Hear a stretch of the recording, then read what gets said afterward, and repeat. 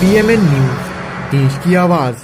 তো এই মুহূর্তে আমি দাঁড়িয়ে রয়েছি এমন একজনের কাছে, নিশ্চয়ই তার পরিচয় দিতে হবে না, তবু বলছি পাপিয়াদির সঙ্গে। পাপিয়াদি, PM নিউজে আপনাকে স্বাগত। দিদি, আজকাল বর্তমানে যে দেখা যাচ্ছে রাজনীতির মানে বিধানসভার ভোট 26 যত এগিয়ে আসছে, রাজ্য রাজনীতিতে ধর্মনীতি বেশি হচ্ছে, কি বলবেন এই বিষয় নিয়ে? না, ধর্ম তো থাকতেই হবে। ধর্ম কি করে?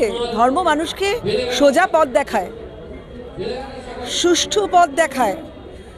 ধর্ম সংস্থাপনার্থায় ও সম্ভবামি যুগে যুগে।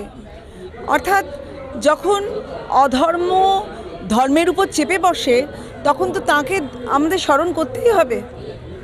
তাহলে আমরা তাকে স্মরণ করব না?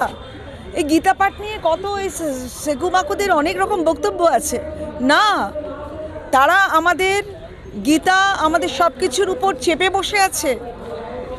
তাদের কাছে চীন কিংবা রাশিয়ার ধর্মটা অনেক বেশি না। আমাদের নিজেদের ধর্ম কোথায়? আমাদের হোমোজিনাস দেশজ। তাদের ছেলেপুলেরা সব বিদেশে পড়াশোনা করছে, আমাদের ছেলেপুলেদের আমরা এখানে রেখে দিয়েছি। দেশকে ভালোবাসতে হবে, দেশকে চিনতে হবে, বন্দে মাতরমের সম্পূর্ণ সঙ্গীতটা জানতে হবে। দিদি, মমতা বন্দ্যোপাধ্যায় যখন দীঘায় জগন্নাথ মন্দির করলো, তখন কিন্তু আপনাদের দলই তার একটা বলেছিল রাজ্য সরকারের টাকায় কখনো মন্দির হয় না। আবার ওদিকে হুমায়ুন কবির দল থেকে বিক্ষুব্ধ হয়ে আবার বাবরি মসজিদ করছে, এটা কীভাবে মেনে? আচ্ছা, বাবরি মানে বাবর তো একজন ইনভেডার।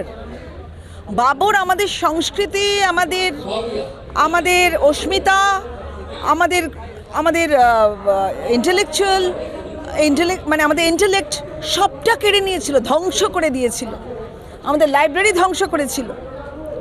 সেই বাবরের নামে বাবরি মসজিদ হবে, আর আপনারা সবাই হাঁ করে দেখবে। আমার তো মনে হয় মুসলমান ভাইরাও রাজি থাকবে না। এসব কি হচ্ছে?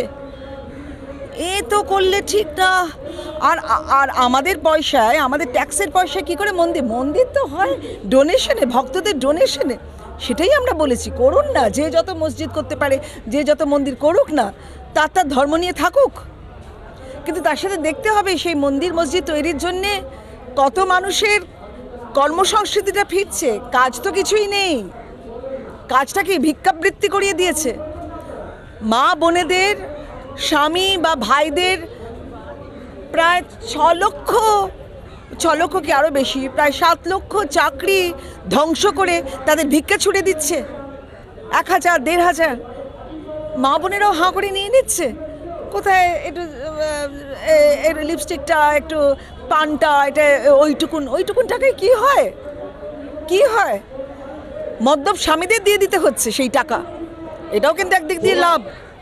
দিদি, বামেরা বারবার বিরোধিতা করে বলছে, মুখ্যমন্ত্রী মমতা বন্দ্যোপাধ্যায় একদিকে যখন SIR বিরোধিতা করেছিলেন, তারপরে আবার ক্যাট নিয়ে বিরোধিতা করেছিলেন, তারপরে আবার ওয়াকফ বিল নিয়ে আবারও সেটা চালু করেছেন মমতা বন্দ্যোপাধ্যায়। বিজেপির সঙ্গে তৃণমূলের কিন্তু বামেরা বলছে তৃণমূলের সঙ্গে বিজেপির নাকি একটা আঁতাত রয়েছে। বামেদের সাথে তো আঁতাত তো ওপেন, তাহলে তো সব আঁতাত। তাহলে আলাদা আলাদা দলের তো কোনো দরকার ছিল না। ওনার সবসময় চপেটাঘাত পড়ছে ওনার গালে, সবসময়। ওয়াকফে চপেটাঘাত, SIR চপেটাঘাত, সবেতেই চপেটাঘাত। She has to go by the law of the land. একদম শেষ প্রশ্ন, এবার বিধানসভায় কটা সিট পাবেন মনে হচ্ছে?